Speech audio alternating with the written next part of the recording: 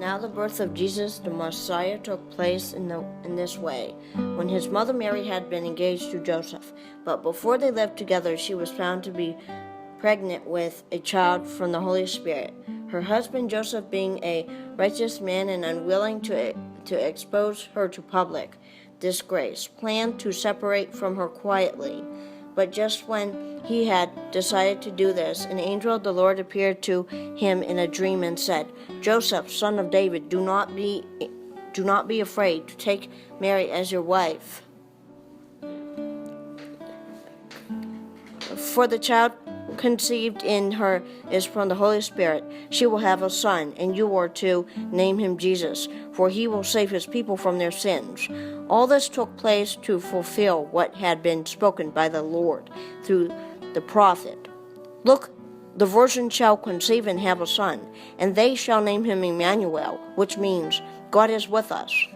While they were in Bethlehem, the time came for Mary to deliver her child, and she gave birth to her firstborn son, Jesus, and wrapped him in a cloth and laid him in a manger, because there was no place for them in the inn.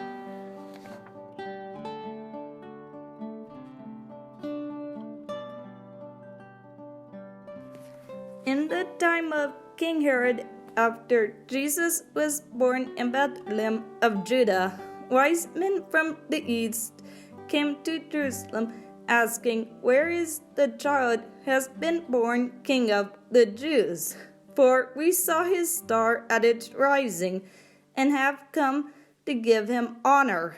When King Herod heard this, he was frightened, and all Jerusalem with him.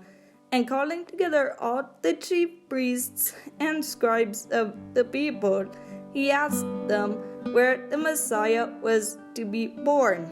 They told him, "In Bethlehem of Judah, for so it has been written by the prophet, and you, Bethlehem, in the land of Judah, are by no means least among the rulers of Judah, for from you shall come a ruler who is to shepherd my people Israel." The wise men set out, and there ahead of them went the star that they had seen at its rising, until it stopped over the place where the child was. When they saw that the star had stopped, they were overwhelmed with joy.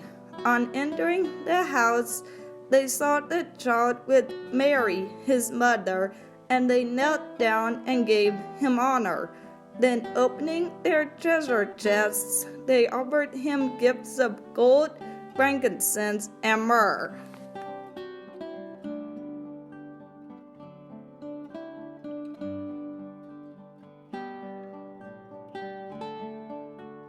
Isaiah 9, verse 6. "For unto us a child is born, to us a son is given. The government will be on his shoulders, and he will be called Wonderful, Counselor, Mighty God, Everlasting Father, Prince of Peace."